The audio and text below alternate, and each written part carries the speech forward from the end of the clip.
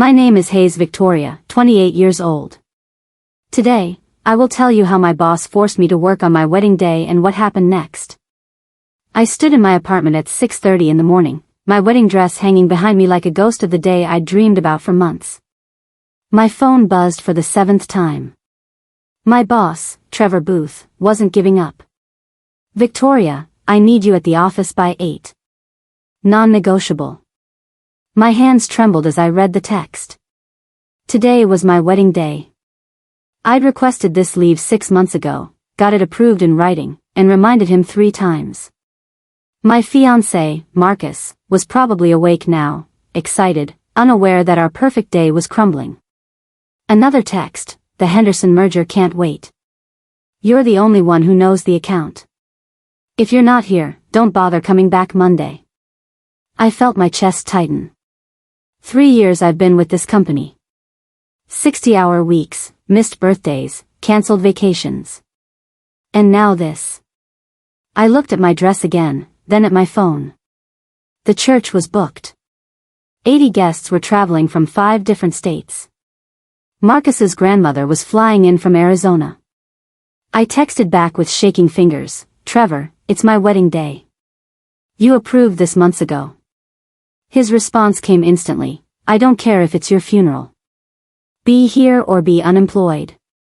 I called Marcus, my voice breaking before I could even say hello. "Babe, what's wrong?" he asked immediately, and I could hear the panic rising in his tone. I explained everything, the words tumbling out between sobs. There was silence on his end for what felt like hours.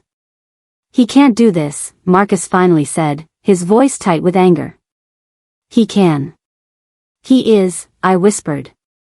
I could hear him breathing, trying to control his emotions. "What do you want to do, Vic?" That question broke something in me. What did I want? I wanted to marry the love of my life. I wanted to stop sacrificing everything for a boss who saw me as disposable. But I also thought about our apartment lease, the student loans, and the car payment. We needed my income. Marcus had just started his business, money was tight. "I don't know," I admitted. My phone buzzed again. "Trevor, 7:45. Final warning." I looked at the clock. It was already 7. Even if I wanted to go to the office, I'd barely make it. Marcus spoke carefully. "Victoria, whatever you decide, I'm with you. If you need to go, we'll postpone. If you want to fight this, we'll fight." But I could hear the heartbreak underneath his supportive words. As I stood frozen, unable to make a decision, my phone lit up with a message from an unknown number. "Victoria, this is Carla from accounting. I heard what Trevor's doing. Don't go in. We've got your back." Before I could process it, another message came through, this time from James in IT, "Stay where you are. Trust us." Then another from Patricia in HR, "Getting married today, Vic. We're handling Trevor."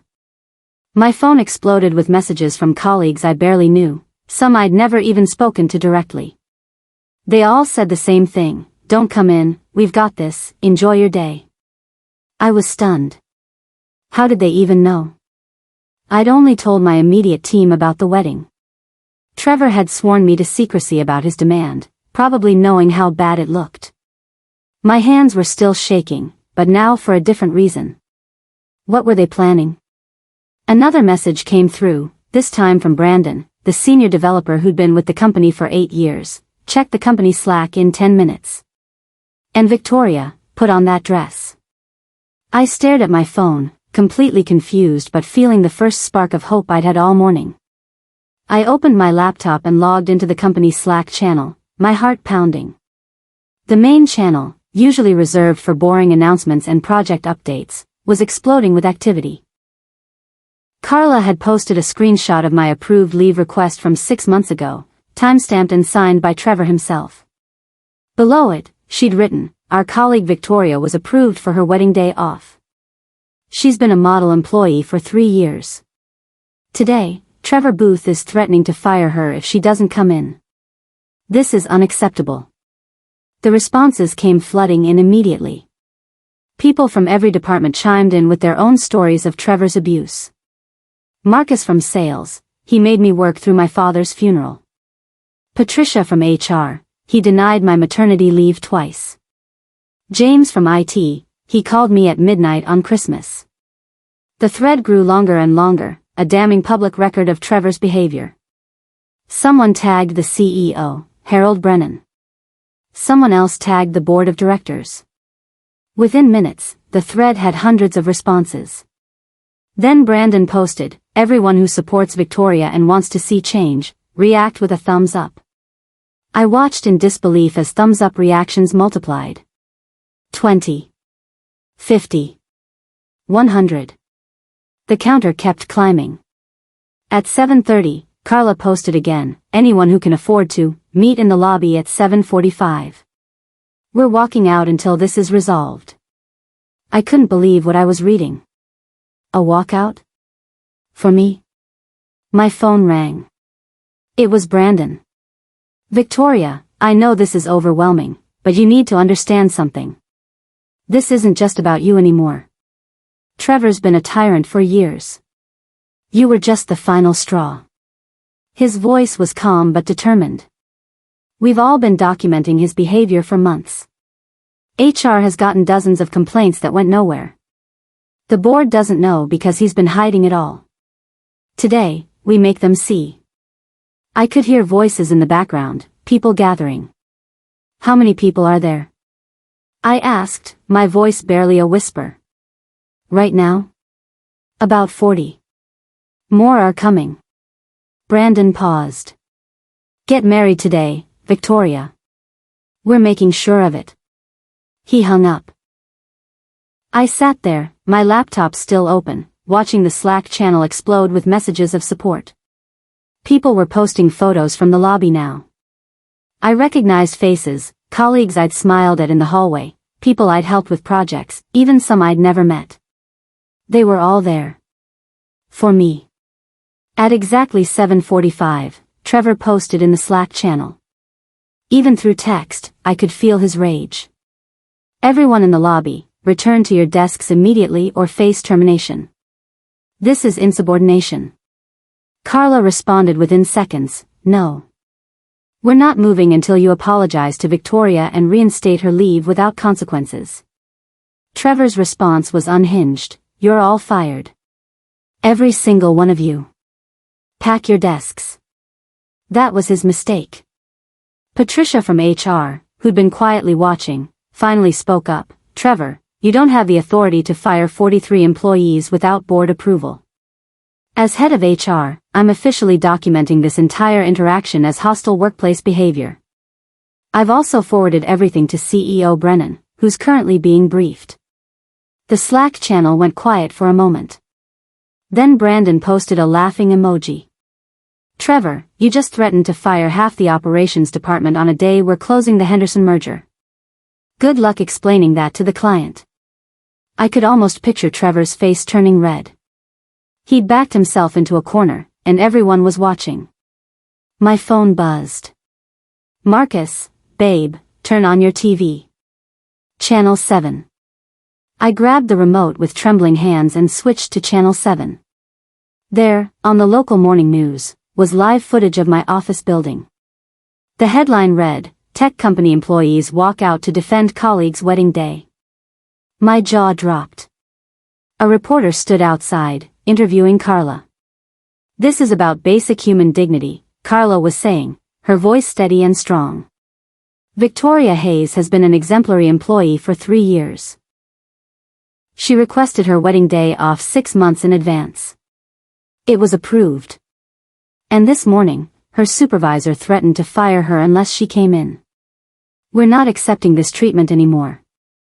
The camera panned to show the growing crowd of employees. They weren't just standing around, they were organized. Someone had made signs. "Workers are humans too.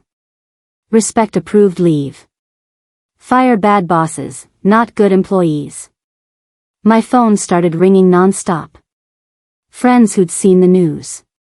Family members asked if I was okay. Marcus called, "Vic, Twitter is exploding. Hashtag Victoria's wedding is trending. I opened Twitter with shaking hands. Thousands of people were sharing the story, tagging the company, demanding accountability.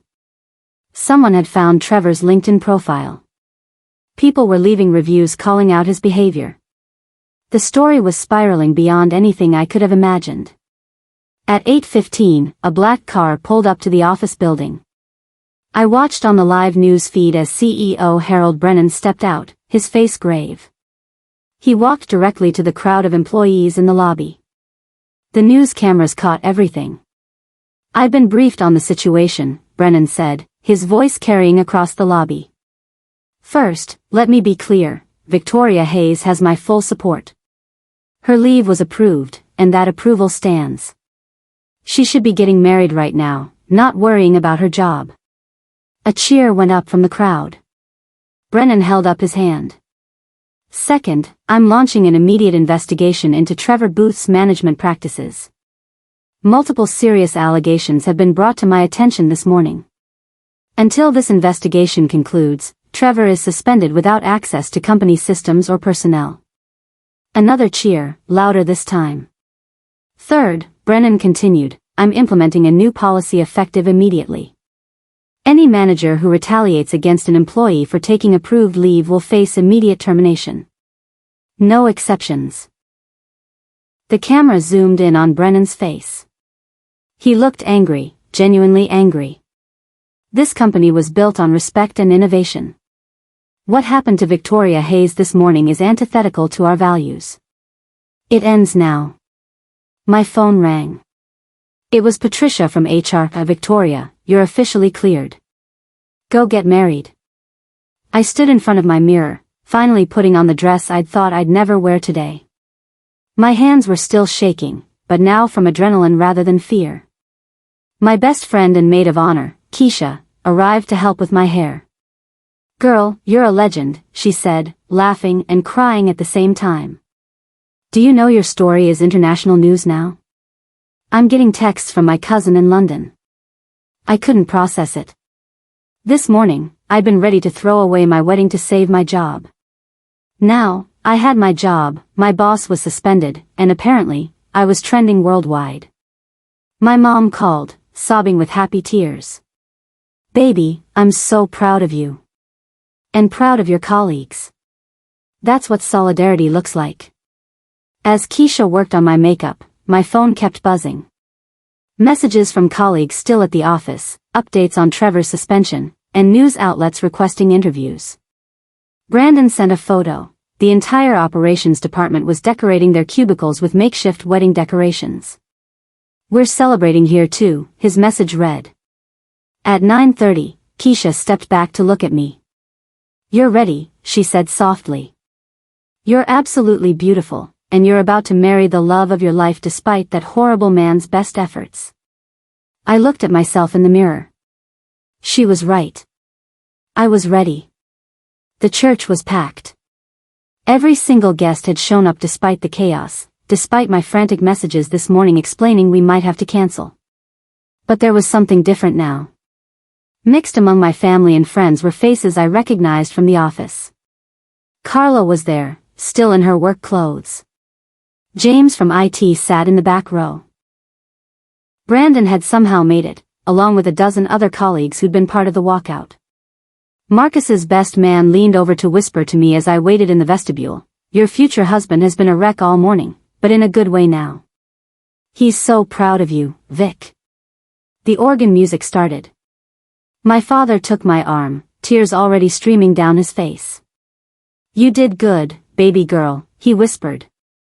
"You stood up for yourself, and look what happened." As I walked down the aisle, I saw Marcus at the altar, and the look on his face made everything worth it. Every terrible text from Trevor, every moment of fear this morning, every sacrifice I'd made over 3 years, it all faded away. Because I was here. I'd made it. And I hadn't had to choose between my career and my happiness. My colleagues had made sure of that. Marcus took my hands, and I could see he was fighting tears. The officiant began the ceremony, but before we got to the vows, Marcus asked if he could say something. This morning, he started, his voice thick with emotion, I thought I might lose Victoria. Not lose her completely, but lose the woman I fell in love with. The woman who fights for what's right, who stands up for herself, who refuses to be diminished. He squeezed my hands tighter. I was ready to postpone this wedding if that's what she needed. But her colleagues, people who believe in justice and dignity, made sure she didn't have to make that choice. He turned to look at the crowd, specifically at the colleagues in attendance. Thank you. You gave me back my wedding day, but more importantly, you showed Victoria that standing up for herself was the right choice. There wasn't a dry eye in the church. When it came time for our actual vows, I could barely speak through my tears. Marcus, you told me this morning that you'd support whatever I decided. You were ready to sacrifice our wedding day because you knew how scared I was. That's love. That's partnership. And I promise you, I will never let fear make my decisions again. We exchanged rings as the congregation erupted in applause. The reception was at a beautiful garden venue we'd booked a year ago. As guests arrived and the party got started, my phone buzzed with a message from an unknown number. Victoria, this is Harold Brennan. I hope I'm not interrupting your celebration. I wanted you to know that the board held an emergency meeting an hour ago. Trevor Booth has been terminated effective immediately. We found evidence of systematic harassment, discrimination, and misuse of company resources. On behalf of the company, I apologize that it took this long to address. Enjoy your wedding. We'll talk on Monday, but only if you want to come back. You've earned the right to make that choice. I showed Marcus the message. He read it twice, then laughed. Well, that's one hell of a wedding present. As the evening went on, my colleagues who'd attended kept coming up to congratulate me, not just on the wedding but on what we'd all accomplished together. Carla hugged me tight and whispered, you have no idea how long we've been waiting for someone to give us a reason to stand up to him. Thank you for being that reason. Brandon raised a toast during dinner, to Victoria and Marcus, and to the power of people choosing each other over profit. The whole reception cheered. During the dancing portion of the reception, Keisha grabbed my arm and pulled me aside. Vic, you need to see this. She held up her phone. Someone had made a video compilation of the entire day, from the early morning Slack messages to the walkout, from the news coverage to footage of me arriving at the church. It was set to music and edited like a movie trailer. The video had been posted 2 hours ago and already had 3 million views. Comments poured in from around the world. This is what worker solidarity looks like. Goals, honestly. I'm crying, this is beautiful. Her colleagues are the real heroes.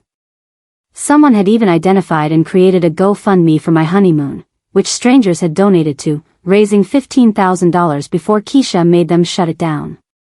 We don't need the money, I'd told her firmly, but tell them to donate to worker rights organizations instead. Within an hour, those organizations reported a surge in donations totaling over $200,000, all attributed to people who cited my story as inspiration. Marcus found me staring at the phone in disbelief. You okay? He asked. I looked up at him, then at the party full of people celebrating us, celebrating change. I'm better than okay, I said. I'm free. Monday morning came faster than I wanted. Marcus and I had spent Sunday just being together, ignoring our phones, pretending the world outside our apartment didn't exist. But reality had a way of creeping back in. I had a decision to make. Did I want to go back to that company? The place that had employed Trevor for years, that had ignored complaints, that had almost cost me my wedding day? Harold Brennan had sent another message on Sunday evening. Victoria, I know you're on your honeymoon week, but I'd like to meet with you whenever you're ready. No pressure. The job is yours if you want it, but I'll understand if you choose to move on.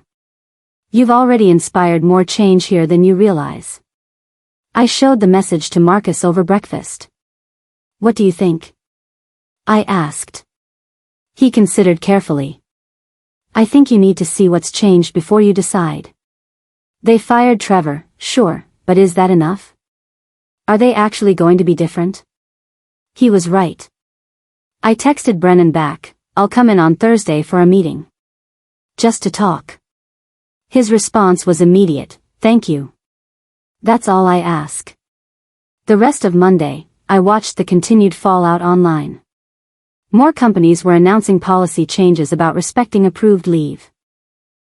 Workers at other companies were sharing their own stories of abuse, emboldened by what they'd seen happen at mine. By Tuesday, my email inbox was flooded with interview requests. Good Morning America wanted me on the show. The New York Times wanted to write a profile. Podcasters, bloggers, and journalists from around the world wanted to hear my story in my own words. I sat at my kitchen table, overwhelmed. Marcus sat across from me, equally stunned. You don't have to do any of this, he reminded me gently. You don't owe anyone your story. But part of me felt like maybe I did. Not for the fame or attention, I desperately didn't want that, but because my story had sparked something. People were talking about worker rights, about the power of collective action, about standing up to bad bosses. If telling my story could help keep that conversation going, maybe it was worth it. I compromised. I agreed to one interview with a reputable journalist from a major publication. She seemed kind over email, promised to let me review quotes before publication, and genuinely seemed interested in the broader implications of what had happened. We scheduled a video call for Wednesday afternoon. That night, Marcus held me close. Whatever you decide about the job, about the interviews, about all of this, I'm proud of you. I realized that was all I really needed to hear. Wednesday morning, I got a call from Patricia in HR, Victoria. I wanted to give you a heads up before you met with Harold on Thursday. We finished the investigation into Trevor's conduct. Her voice was tight, professional, but clearly angry. It's worse than we thought. He'd been systematically harassing employees for 18 months. We found evidence of discrimination, verbal abuse, and retaliation against anyone who complained. He'd also been falsifying reports to make himself look better while taking credit for other people's work. I felt sick. How did this go on for so long? That's the question the board is asking themselves, Patricia sighed. The answer is ugly. He was bringing in big clients, so his behavior got overlooked. People complained to his supervisor, but those complaints got buried. It took a very public incident, your incident, to force everyone to actually look. She paused. Victoria, you saved a lot of people from continued abuse. I know that's not what you set out to do, but it's what happened. After we hung up, I sat in silence. I'd been so focused on my own situation that I hadn't fully processed what my colleagues had told me. They'd all had their own stories of Trevor's cruelty. My wedding day had just been the catalyst that made them say enough was enough. The journalist, whose name was Amanda Price, joined the video call exactly on time on Wednesday afternoon. She had kind eyes and a warm smile. Victoria, first of all, congratulations on your marriage. Second, thank you for agreeing to talk with me. We spent 2 hours on that call. She asked thoughtful questions about what it felt like that morning, what went through my mind when I saw my colleague standing up for me, and how I felt about becoming a symbol for worker rights. I tried to be honest. I was terrified, I admitted. I thought I was going to have to choose between my career and my marriage. I thought I was alone. Finding out I wasn't, that's what changed everything. Amanda leaned forward. Your colleagues took a huge risk walking out. What do you think motivated them? Trevor had hurt all of them, I said simply. They were just waiting for the right moment to stand together. I guess I was in that moment. Near the end of the interview, Amanda asked the question I'd been dreading. Are you going back to work there? I took a deep breath. I don't know yet. I have a meeting with the CEO tomorrow. I need to see if the company is actually going to change, or if they just made one big gesture to handle a PR crisis. Thursday morning, I dressed carefully for my meeting with Harold Brennan. Professional but not submissive. I was done shrinking myself to make others comfortable. Marcus drove me to the office building, squeezed my hand before I got out of the car. You've got this. The lobby was different.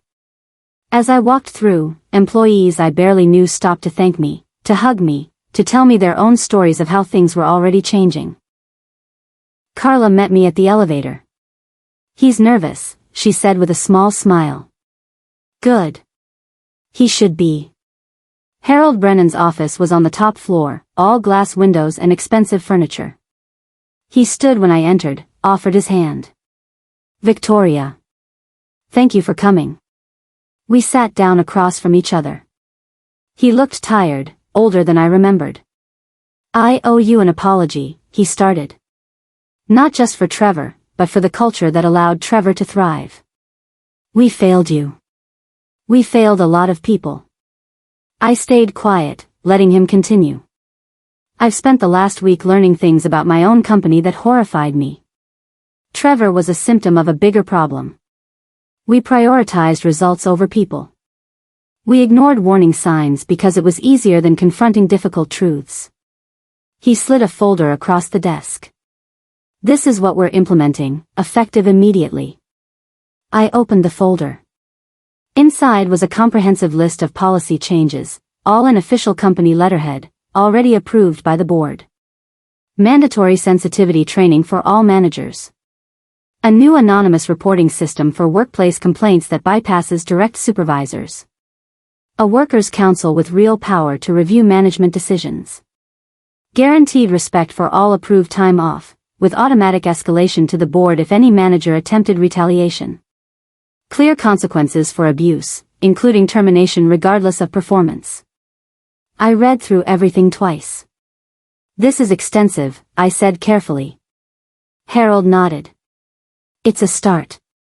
I won't pretend this fixes everything overnight. Culture change takes time. But we're committed."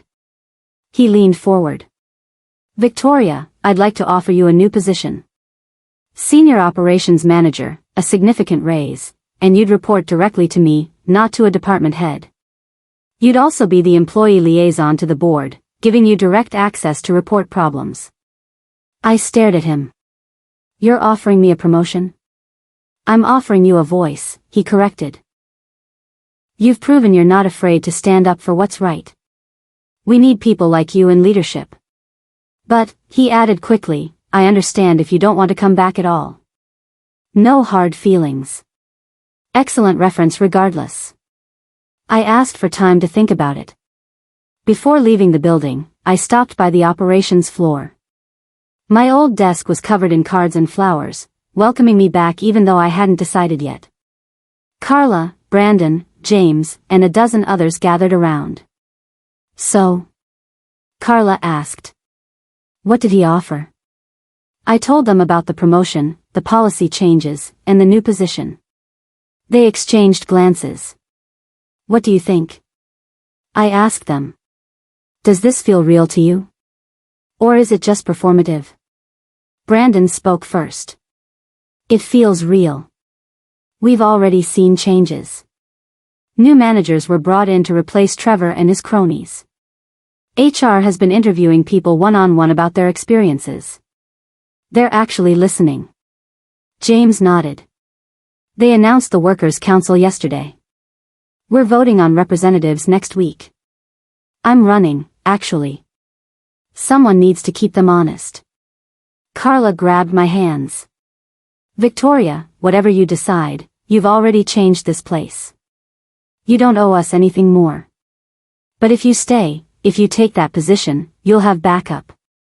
We're not going back to the old way." I felt tears prick my eyes. "I need to talk to Marcus." "Of course you do," Carla smiled. "He's your partner. But know this, we've got your back, whatever you choose."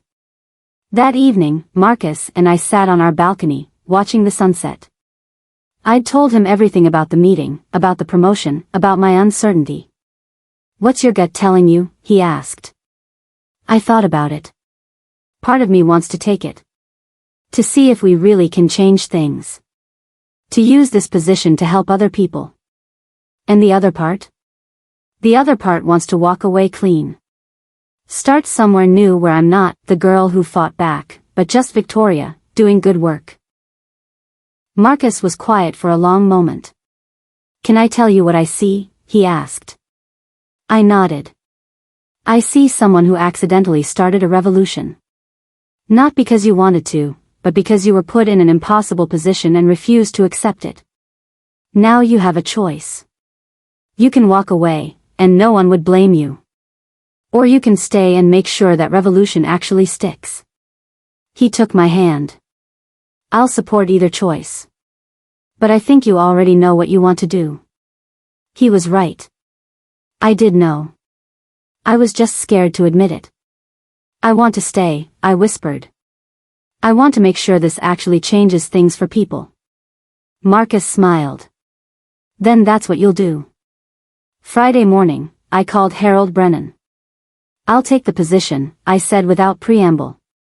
But I have conditions. Name them, he said immediately. 1. I want quarterly reviews of the new policies with full transparency about implementation and any issues. 2. I want the power to escalate problems directly to you without going through channels. 3. I want a seat in the manager hiring decisions for my division. And 4. I want it in writing that my wedding story, what happened, what we learned, gets included in every new hire orientation as a case study in what we won't tolerate anymore. There was a pause. Then, done. All of it. When can you start? I'm taking my full honeymoon week, I said firmly. I'll be back Monday after next. Harold laughed, actually laughed. Good. That's exactly the right answer. See you then, Senior Manager Hayes. I hung up and immediately called Marcus. I did it. I'm staying. I'm proud of you, he said, and I could hear the smile in his voice. Now, can we please enjoy the rest of our honeymoon week without you checking work emails? Deal, I agreed. That weekend, Amanda Price's article came out. The headline read, "How One Woman's Wedding Day Sparked a Workplace Revolution." It was everything I'd hoped. Thoughtful, nuanced, focused on the broader issues while telling my personal story with respect. The article went viral immediately. Over the following weeks, as I settled into my new role, I watched the ripple effects of that one morning continue to spread. 3 other employees at different companies reached out to tell me their bosses had been fired after they stood up to similar abuse, citing my story as inspiration. A senator in California introduced legislation requiring companies to honor approved leave or face penalties. Workers' rights organizations saw massive surges in membership and donations. But the changes I saw most clearly were the ones in my own building. The Workers' Council held its first meeting, with James as one of the elected representatives. They immediately identified and addressed 3 ongoing problems that management had been ignoring. The new anonymous reporting system received dozens of submissions in the first month, and every single one was investigated. 2 more managers were let go for behavior that would have been tolerated before. New people were hired, people who understood that results and humanity weren't mutually exclusive. I watched new employees go through orientation and see my story presented as a teaching moment. I watched their faces as they realized this company was serious about not repeating past mistakes. It wasn't perfect. There were still problems, still moments of frustration. But it was better. Measurably, noticeably better. 6 months after my wedding day, the company held a town hall meeting. Harold Brennan stood at the front and addressed everyone. 6 months ago, we had a crisis. Not a PR crisis, though it was that too. A moral crisis. We discovered we'd built a culture that valued profit over people, that protected abusers and punished victims. He gestured to me, sitting in the front row. Victoria Hayes forced us to look at ourselves honestly. And what we saw was ugly. But we've spent these 6 months working to change, and I want to share our progress. He pulled up slides showing the results: harassment complaints down by 70%, employee satisfaction up 40%, retention rates at an all-time high. We're not done, Harold continued. We'll never be done. Creating a healthy workplace is an ongoing commitment, not a one-time fix. But we're heading in the right direction, and it's because people like Victoria, and all of you who stood with her, demanded better. After the meeting, I walked back to my office, the one with my name on the door, and found Carla waiting for me. Hey, revolutionary, she teased. How does it feel? I thought about it. It feels like the beginning, I said honestly. Not the end. She smiled. Good answer. 1 year to the day after my wedding, Marcus and I sat in our favorite restaurant, celebrating our anniversary. My phone buzzed with messages from colleagues, friends, even strangers who'd followed my story, all wishing us well. Can you believe it's been a year? Marcus asked, raising his glass. I clinked mine against his. Honestly? No. It feels like a lifetime ago and yesterday all at once. Any regrets? He asked. I thought about everything that had happened.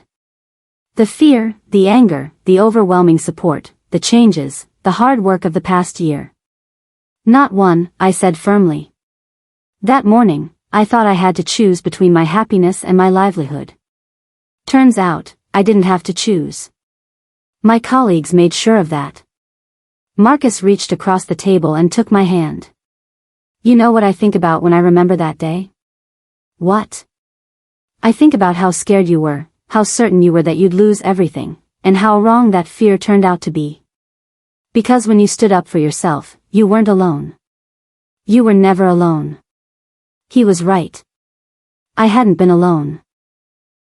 And because of that one terrible morning, because of one boss who pushed too far, because of colleagues who said enough was enough, hundreds of people now worked in a better environment. That felt like something worth celebrating. We toasted to year 2, to continued change, and to the power of people choosing each other over fear. The wedding day that almost didn't happen had changed everything. And I wouldn't have it any other way.